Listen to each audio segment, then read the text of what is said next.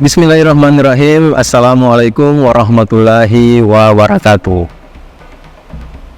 Alhamdulillahirrabbilalamin. Allahumma salli ala Sayyidina Muhammadin wa ala alihi wa sahbihi wa salim ajmain. Alhamdulillah, kami dari Yayasan Rubatul Khairat Kota Ternate di bawah pimpinan Al-Habib Abdurrahman bin Kamil As-Sadaf. Sementara ini kami lagi membangun gedung pondok pesantren Rubatul Khairat Madrasah Al-Ulya yang sementara dibangun, ya. Gedung lantai 3. Kami sangat membutuhkan dana infak dan sedekah dari jamaah bapak-bapak dan ibu-ibu. Bagi yang mau berinfak untuk melanjutkan pembangunan gedung pondok pesantren, bisa ditransfer di rekening Bank Syariah Indonesia atas nama Yayasan Rubatul Khairat. Nomor rekening 723563956. Terima kasih.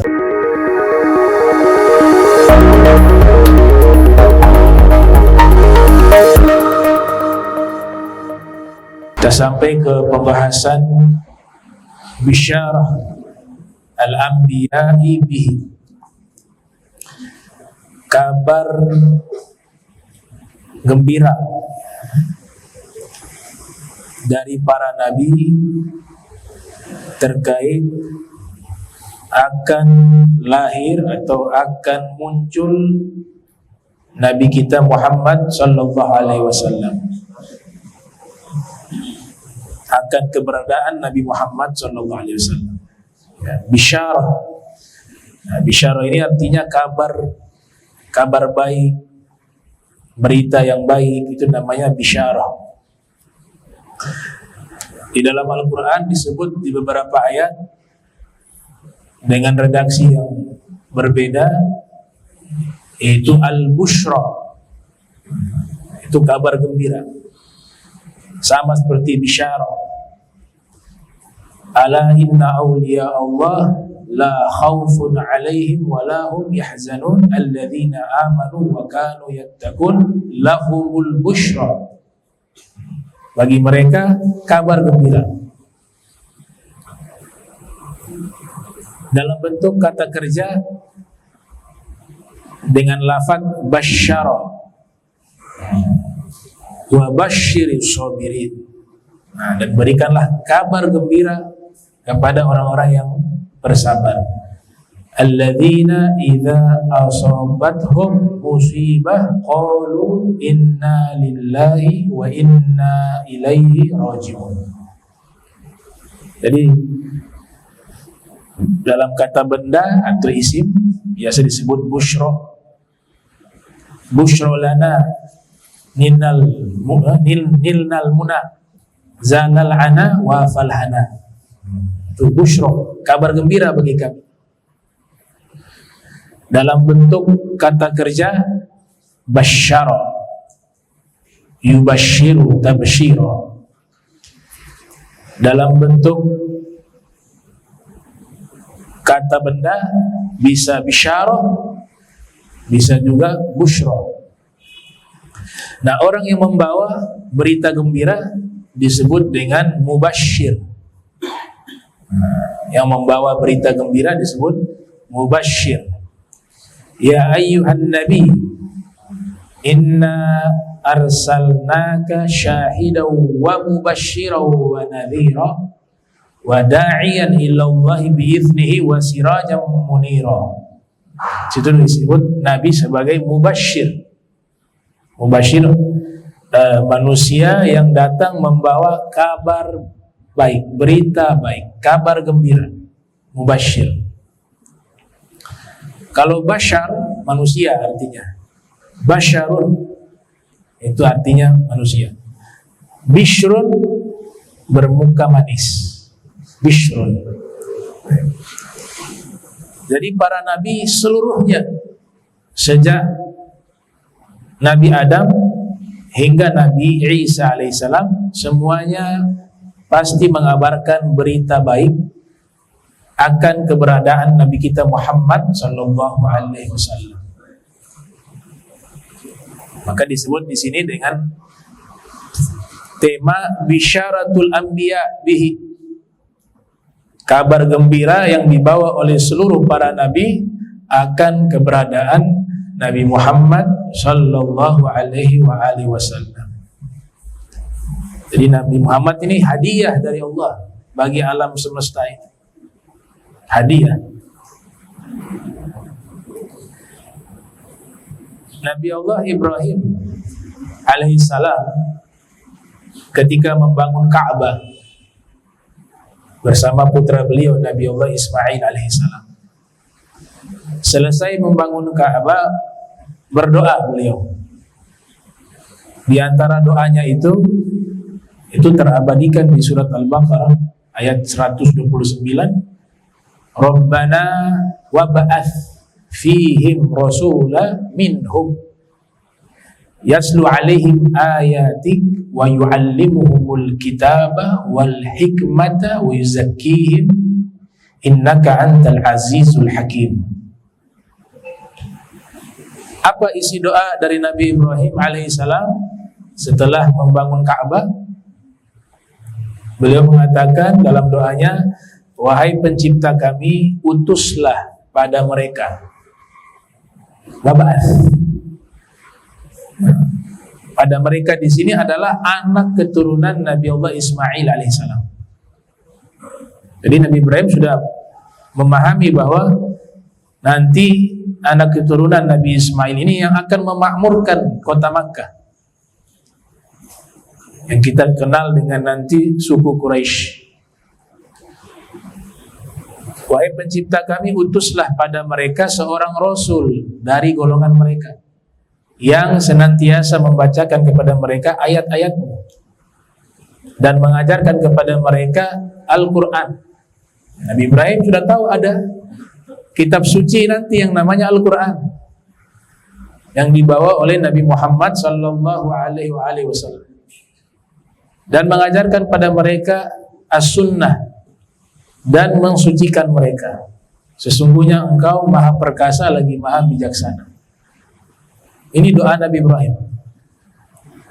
Jadi Nabi Ibrahim sudah berdoa kepada Allah agar Allah mengutus seorang rasul yang terlahir dari anak keturunan Nabi Allah Ismail yang bermukim di kota Makkah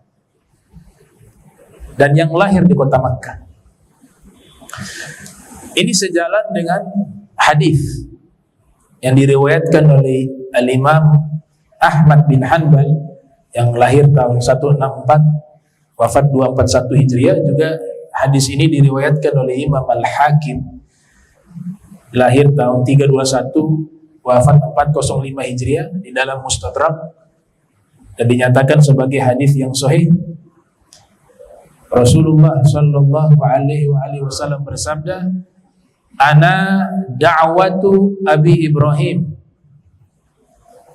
wa bushra akhi Isa ra'at ummi hina hamalat bi ka'anna nuran kharaja minha adha'at lahu usur bushra min ardi Syam. Saya adalah doa yang dibaca oleh Nabi Ibrahim di ayat tadi surat Al-Baqarah. Saya adalah doa yang dibaca oleh ayah saya Nabi Ibrahim.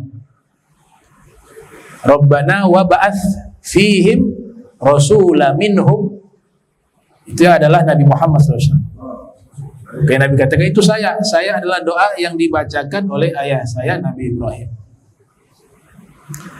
Dan saya adalah berita kabar gembira yang dibawa oleh saudara saya Nabi Isa. Wa idh qala Isa ibn Maryam ya bani Israel inni rasulullah ilaikum musaddiqan lima baina yadayya minat Taurah wa mubasysyiran bi rasulin ya'ti min ba'di ismuhu Ahmad falamma ja'ahum bil bayyinati qalu hadza syihrun mubin. Itu Nabi Isa katakan bahwa setelah saya ada nabi, kata Nabi Isa. Itu selalu Nabi Isa sampaikan kepada umatnya. Setelah saya akan muncul seorang nabi, akan ada seorang nabi yang bernama Ahmad. Nah, ini kabar gembira. Mubasysyiran bi rasulin. Nabi Isa membawa kabar gembira dengan kemunculan seorang rasul setelahku yang bernama Ahmad. Maka Nabi katakan, wa ana busyra akhi Isa. Saya adalah berita baik yang dibawa oleh saudara saya Nabi Isa. Kemudian Nabi lanjutkan dalam hadis tersebut, ra'at ummi hina hamalat bi. Dan ibu saya pernah melihat ketika mengandung saya. Ka'anna nura, seakan-akan cahaya kharaja minha, keluar dari dirinya. Adha'at lahu qusurubus min ardi Syam, yang cahaya itu saking terang hingga istana-istana yang ada di Busra, di negeri Syam, itu nampak bercahaya dari cahaya tersebut. Al-Imam Al-Munawi menyatakan di kitab Faidul Qadir, itu waktu Nabi lahir itu cahaya. Nabi keluar, ya, ini jangan dipahami melahirkan sebagaimana orang biasa melahirkan. Tidak keluar dari tempat najis dan dibungkus auratnya dengan cahaya, sehingga gak ada satu makhluk yang melihat auratnya Rasul Muhammad SAW dari lahir. Nah, cahaya itu begitu terang hingga tembus sampai ke wilayah Syam.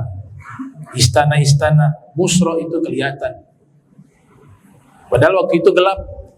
Nabi lahirkan di waktu fajar, masih gelap, tapi terang dengan cahaya Nabi Muhammad sallallahu alaihi wasallam.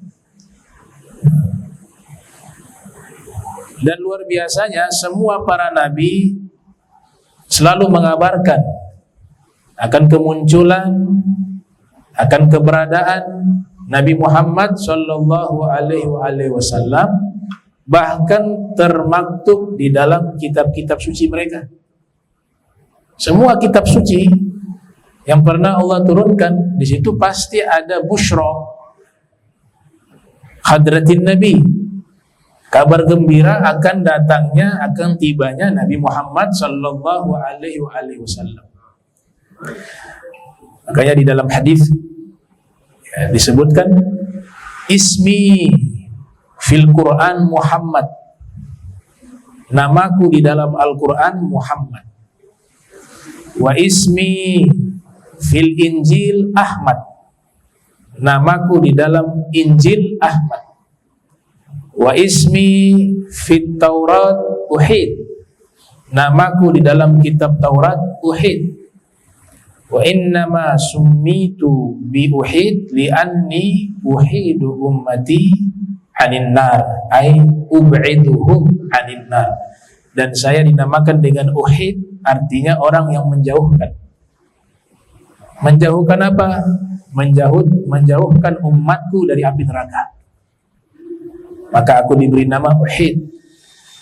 Wa fir riwayah wa ismi fi Zabur Mahmud, dan namaku di kitab Zabur Mahmud. Nama beliau Ahmad terkenal di langit. Semua malaikat kenal nama ini. Semua arwah para nabi yang saat ini ada di langit mengenal nama ini. Semua makhluk yang di langit mengenal nama Ahmad. Ahmad itu dari isim tafdil, paling mulia. Ahmadu artinya manusia yang paling mulia. Seakan-akan para nabi seluruhnya, Nabi Adam sampai Nabi Isa, ketika menyebutkan tentang figur Nabi kita Muhammad sallallahu alaihi wasallam, mereka akan mengatakan huwa Ahmadu minni. Saya Nabi Adam, tapi dia Nabi Muhammad lebih mulia dari saya. Saya Nabi Nuh, Tapi beliau Nabi Muhammad lebih mulia dari saya. Sampai ke lisannya Nabi Isa, Nabi Isa mengatakan Ahmadu minni, dinamakan dengan Ahmad karena beliau lebih mulia dari kami seluruhnya para nabi. Ahmadu wa ismi fil ardi Muhammad, dan namaku di bumi ini Muhammad. Ini diriwayatkan oleh Imam Al-Ghazali, Syekh Yusuf An-Nabhani di dalam kitab beliau Wasailul Wusul ila Syama'il Rasul. Dan Nabi kita sallallahu alaihi wasallam memiliki banyak nama. Ya, kathratul asma'i tadullu ala syarafil musamma. Orang jika memiliki banyak gelar dan banyak nama itu menunjukkan bahwa orang itu sangat mulia. Makanya namanya banyak, gelarnya banyak. Bahkan Al-Imam Suyuti yang dilahirkan tahun 849 Hijriah, wafat 911 Hijriah, menulis kitab khusus membahas nama-namanya Rasul, berjudul An-Nahjatu As-Sawiyah fil Asma'i An-Nabawiyah. Itu secara khusus membahas nama-nama mulia Nabi kita Muhammad sallallahu alaihi wasallam. Jadi beliau terkenal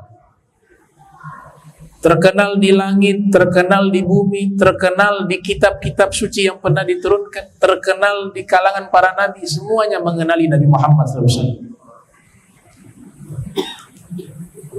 Bahkan diceritakan di dalam Al-Quran, orang-orang Yahudi sebelum Nabi lahir ke alam dunia, hadir ke alam dunia, ketika berperang dengan musuh-musuh mereka, mereka selalu bertawassul, ya, selalu bertawassul dengan nama Nabi Muhammad SAW. Wa kanu min qablu yastaftihuna 'ala alladhina kafaru. Dan mereka dahulu, yaitu orang-orang Yahudi, apabila berperang menghadapi musuh-musuh mereka, orang-orang yang kafir, itu selalu meminta kemenangan dengan membawa dan menyebut nama Nabi Muhammad SAW. Al-Imam Abu Ja'far Muhammad ibn Jarir At-Tabari yang lahir tahun 224 Hijriah, wafat 310 Hijriah, menyebutkan dalam tafsirnya, yaitu alladzina yastaftihuna bin Nabi Muhammadin sallallahu alaihi wasallam, yaitu mereka meminta kemenangan kepada Allah dengan bertawassul kepada Nabi Muhammad sallallahu alaihi wasallam. Allahumma inna natawassalu ilaika bin nabil ummi alladhi wa'adtana bi ikhrajihi akhir zaman, atau fi akhir zaman. Mereka mengatakan, ya Allah, kami bertawassul kepadamu dengan Nabi Ummi. Nah, kata Ummi di sini ditafsirkan oleh Imam Al-Qasimi dalam kitab Mahasinu Ta'wil adalah alladzi lam yuhassil ilman min basharin, yaitu Nabi tidak pernah mendapatkan ilmu dari manusia. Nabi dapatkan ilmu langsung dari Allah. Wa anzalna ilaikal kitaba wal hikmata wa 'allamaka ma lam takun ta'lam wa kana fadlullahi 'alaikal 'azima. Dia Allah yang mengajarkan seluruh ilmu kepada Nabi Muhammad sallallahu alaihi wasallam. Kami bertawassul kepadamu ya Allah dengan Nabi Ummi yang telah kau janjikan pada kami akan dikeluarkan di akhir zaman. Itu orang Bani Israel mengenal Nabi Muhammad sallallahu alaihi wasallam. Falamma ja'ahum ma'arafu kafaru bih fala'natullahi 'alal kafirin. Tapi tatkala Nabi telah datang kepada mereka dan mereka mengenali ini adalah Nabi yang dijanjikan itu, mereka mengingkarinya, maka laknat Allah diberikan kepada orang-orang yang ingkar. Jadi dikenali Rasul sallallahu alaihi wasallam. Bahkan di Maulid Ad-Dibai, di situ termuat riwayat dari Atha bin Yasar an Ka'ab al-Ahbar, "Allamani abi at-Taurata illa sifran wahida kana yakhtimuhu wa yudkhiluhu as-sunduq falamma mata abi fatahtuhu fa idzan kana atau fa idzan fihi nabiyyun yakhruju akhir az-zaman mauliduhu bi Makkah wa hijratuhu bil Madinati wa sultanuhu bisyam. Kata Ka'ab al-Ahbar ya. Ka'ab al-Ahbar itu pendeta tapi mu'alaf, masuk Islam, belajar kepada sahabat-sahabat Rasul, sehingga beliau disebut sebagai tabi'in, generasi tabi'in. Beliau mengatakan apa? Ayahku telah mengajarkan padaku kitab Taurat. Allamani abi at-Taurata. Semuanya dipelajari dan semuanya diajarkan oleh ayah. Illa sifran wahidan, kecuali satu lembar. Ayahnya membungkus satu lembar itu dalam satu kemasan, kemudian memasukkan ke dalam peti, sunduk. Sunduk itu peti. Maka tatkala ayah saya wafat, fatahtu, saya membuka peti itu. Ternyata isi lembaran tersebut menginformasikan bahwa akan muncul seorang nabi yang lahir di kota Makkah, hijrah di kota Madinah, dan kekuasaannya sampai ke negeri Syam. Faidan fihi nabiyyun yakhruju akhir zaman, bahwa akan muncul seorang nabi di akhir zaman. Mauliduhu bi Makkah, dilahirkan di kota Makkah. Wa hijratuhu bil Madinati, dan hijrahnya di kota Madinah. Wa sultanuhu bisyam, dan kekuasaannya sampai ke negeri Syam. Ini kesaksian Ka'ab al-Ahbar. Jadi ini semua kabar gembira. Nabi Muhammad adalah hadiah yang Allah berikan bagi alam semesta.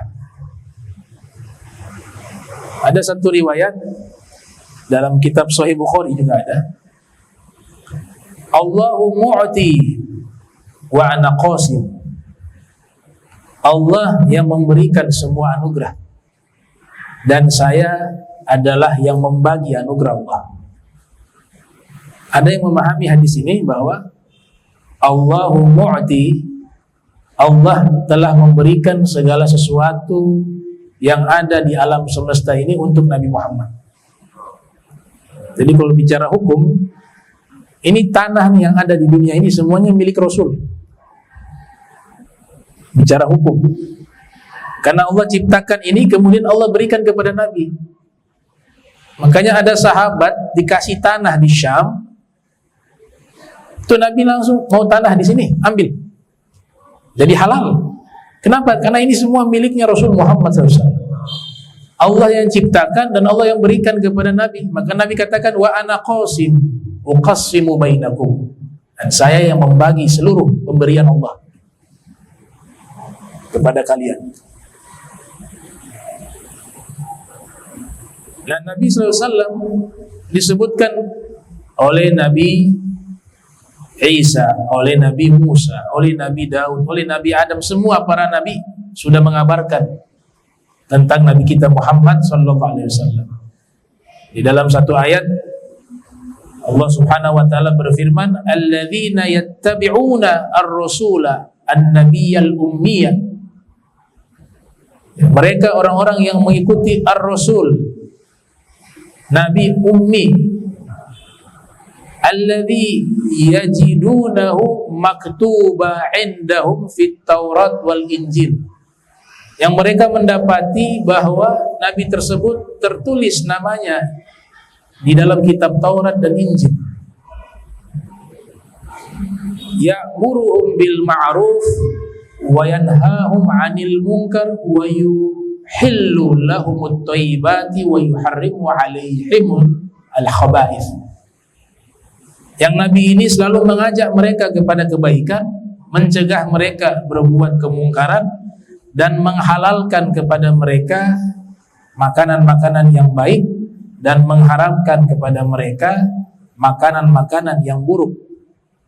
Detail sekali itu diterangkan ausaf Rasulullah, sifat-sifatnya Rasulullah di Al-Quran, bukan di Al-Quran, di Taurat wal Injil.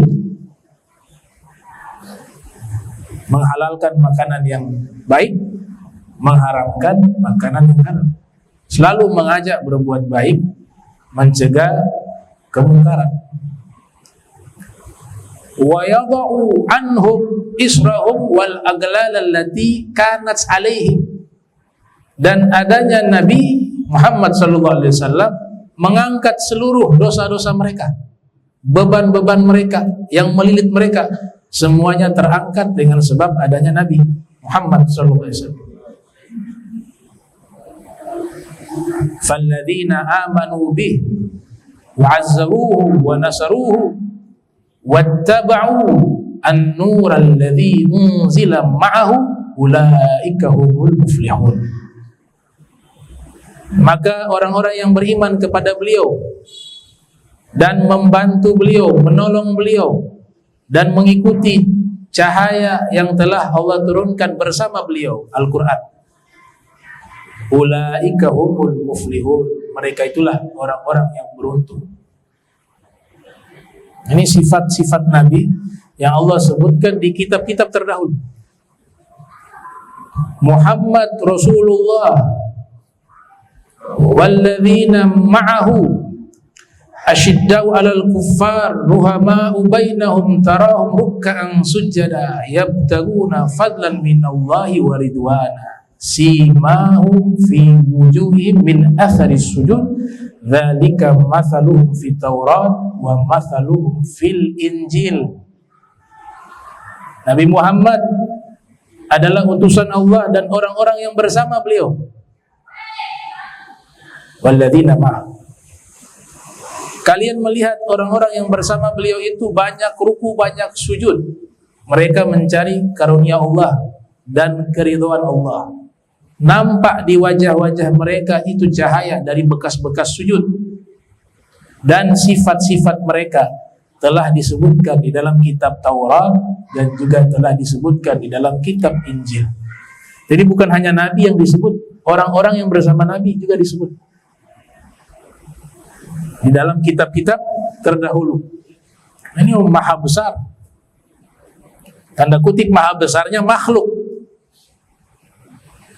Kalau maha besar dari segala sesuatu Allah, kita bicara besarnya makhluk yang pernah Allah ciptakan adalah Nabi Muhammad SAW.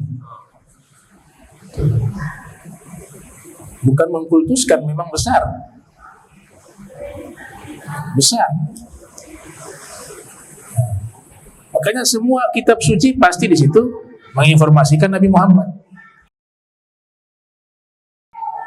Para nabi yang diutus pasti mengabarkan akan muncul di akhir zaman Nabi Muhammad sallallahu alaihi wasallam. Makanya bukan hanya para nabi, Nabi punya leluhur-leluhur terdahulu, itu mereka tahu bahwa dari kami nanti akan muncul keturunan seorang nabi akhir zaman, pemimpin para nabi, para rasul.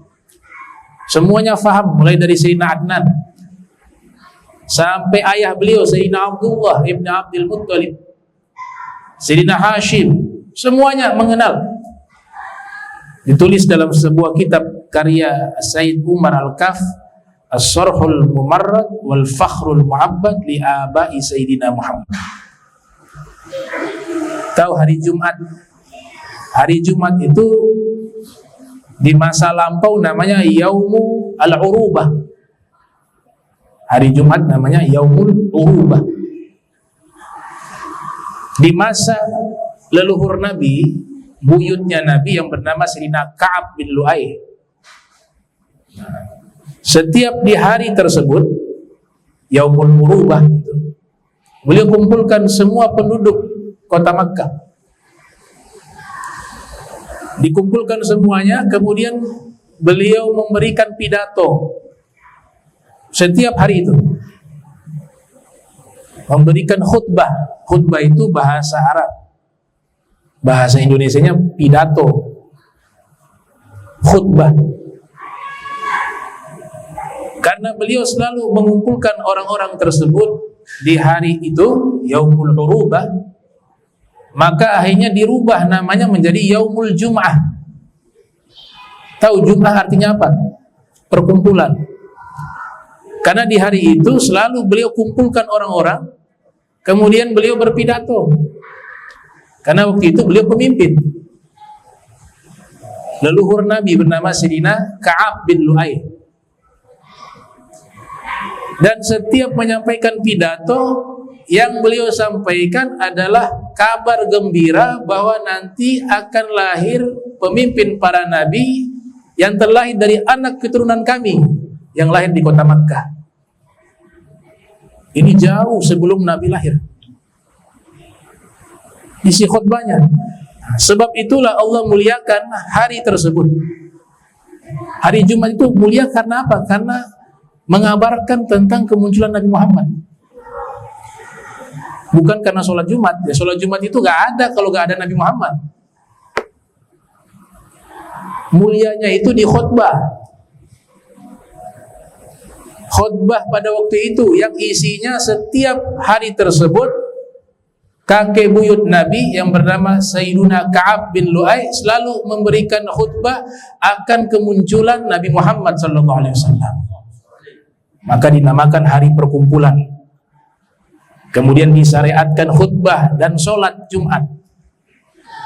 Maka tidak ada hari yang lebih mulia kecuali hari itu. Bahkan di Al-Quran gak ada surat Senin. Nama-nama hari dalam Al-Quran gak ada nama surat. Surat Senin tidak ada, surat Selasa tidak ada. Ya. Surat Rabu tidak ada, walaupun Senin kelahiran Nabi Muhammad SAW. Ya. Tapi hakikatnya itu adalah apa? Hari Senin itu mulia setelah Nabi lahir. Makanya hari Senin ini gak punya nilai apa-apa. Hari Senin sebelum lahirnya Nabi di hari itu, hari yang biasa. Sejarahnya juga biasa, kemuliaannya juga biasa. Tapi ketika Nabi lahir, hari Senin menjadi mulia karena sebab lahirnya Nabi Muhammad SAW. Sengaja Allah memilih hari Senin di hari kelahiran Nabi. Sehingga apa? Tidak ada omongan mengatakan, oh Nabi lahir di hari mulia ya. Hari Jumat, itu hari mulia. Allah ingin nafikan itu. Gak boleh ada kemuliaan lain kalau jika bersanding dengan Nabi Muhammad. Yang lain harus menjadi mulia, harus karena sebab apa? Nisbat kepada Nabi Muhammad SAW. Makanya hari Senin tidak punya kemuliaan. Maka ketika Nabi lahir, maka menjadi mulia. Mulianya karena apa? Karena lahirnya Nabi Muhammad SAW. Makanya ada khutbah Jumat. Jadi gak ada satu surat di dalam Al-Quran menggunakan nama hari. Surat Selasa, surat Rabu, surat Kamis, surat Sabat, surat Ahad. Yang adanya satu hari saja. Surat Al-Jum'ah. Surat Jumat.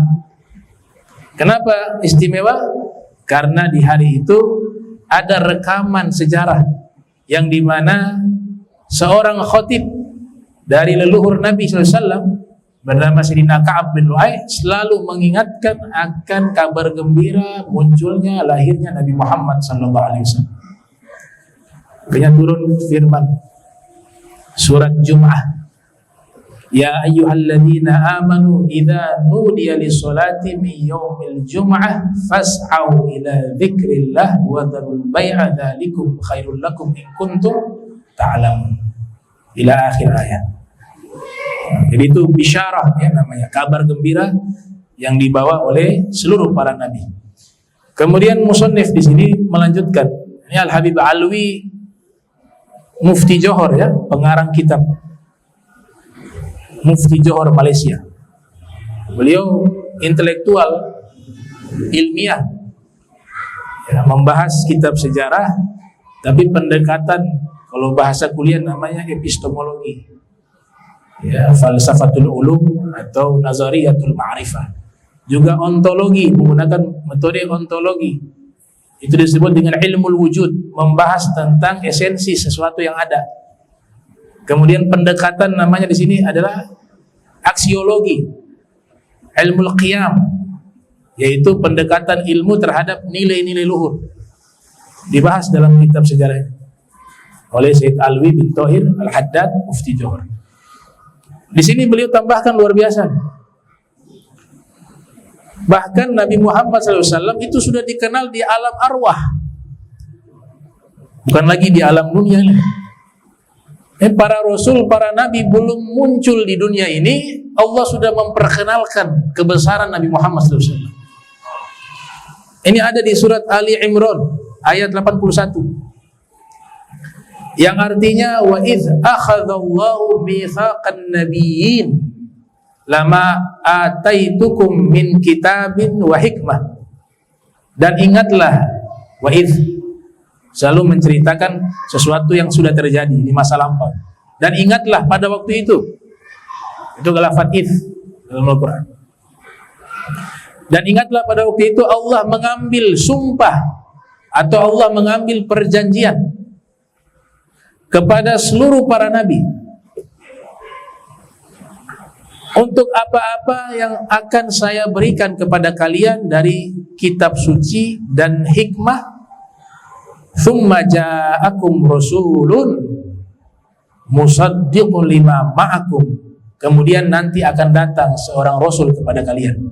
Ini di alam arwah. Seorang rasul ini membenarkan atas apa-apa yang kalian bawa. Nah, Nabi Muhammad hadirkan membenarkan semua kitab-kitab suci yang terdahulu, yang masih asli ya. Kemudian Allah katakan, maka kalian semua wahai para nabi, para rasul, hendaknya, perintah ya, hendaknya, kata perintah menggunakan huruf lam itu li ta'ziman wa takhriman wa tashrifan. Kata perintah menggunakan huruf lam itu menunjukkan perintah ini mulia. Perintah ini sangat agung. Perintah ini sangat luhur. Apa perintahnya? Hendaknya kalian seluruh para nabi beriman kepada Nabi Muhammad SAW. Dan kalian hendaknya membelanya. Kan Nabi Muhammad pernah mengatakan, "Lau kana Isa," wa fi riwayah, "Lau kana Musa hayya ma wasi'ahu illa tibai." Seandainya Nabi Musa, Nabi Isa dan nabi-nabi lainnya mereka hidup di masaku, kata Nabi, maka tidak ada keluasan bagi mereka kecuali harus mengikutiku, kata Nabi Muhammad SAW. Jadi apa? Jadi umat. Ini nabi-nabi jadi umatnya. Kemudian Allah Ta'ala menyatakan, agrartum wa akhadhtum ala dhalikum isri. Bagaimana? Sepakat tidak akan janji ini? Ini yang minta, ibarat kata yang buat perjanjian ini Rabbul Alamin. Allah Ta'ala yang buat perjanjian ini. Bagaimana semua para nabi? Kalian sepakat tidak dengan perjanjian ini? Qalu, semua mereka sepakat. Aqrarna, kami menyetujui perjanjian ini, sumpah ini. Diikuti semua makhluk di belakang. Ini arwah kita juga ada di situ. Makanya ada orang-orang ahli hakikat dari golongan sufi itu menyatakan apa? Pada waktu itu kalau terlambat jawab sumpah ini, lahir ke dunia gak ikut agamanya Nabi Muhammad. Terlambat saja, terlambat. Yang segera menjawab sumpah ini, maka terlahir ke dunia dia beragama Islam, mengikuti Nabi Muhammad SAW atau mengikuti para nabi-nabinya. Qalu, ini yang luar biasa nih, luar biasanya di akhir nih. Setelah Allah buat perjanjian sumpah, mitsaq, dari kata mitsaq. Mitsaq itu piagam. Kemudian Allah sendiri yang mengambil sumpah. Allah yang mengambil sumpah. Bukan malaikat, gak dikasih ke malaikat, tidak dikasih ke makhluk. Ini luar biasa.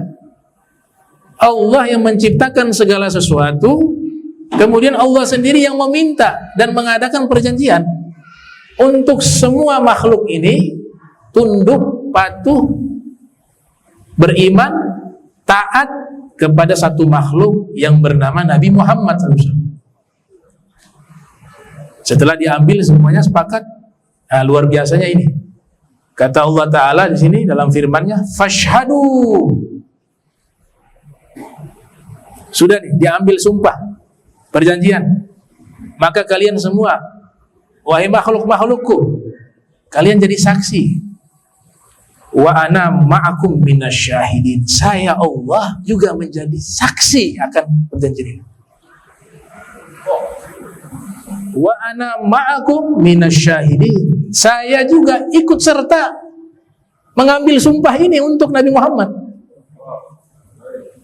Jadi seakan-akan Allah mengatakan, jangankan kalian nih, wahai para nabi, saya suruh kalian beriman kepada Nabi Muhammad, kalian membela Nabi Muhammad, kalian cinta kepada Nabi Muhammad. Jangankan kalian, saya Allah juga membela Nabi Muhammad, mencintai Nabi Muhammad SAW. Wa ana ma'akum minasyahidin. Maka saya bersama kalian dalam kesaksian ini. Oh, dahsyat. Ini ayat kalau diuraikan, wah, ini semuanya jadi kecil. Ya. Semuanya gak ada nilainya. Dengan pangkat dan derajat Nabi kita Muhammad SAW. Nah, insya Allah pertemuan berikut kita lanjutkan pembahasan kita.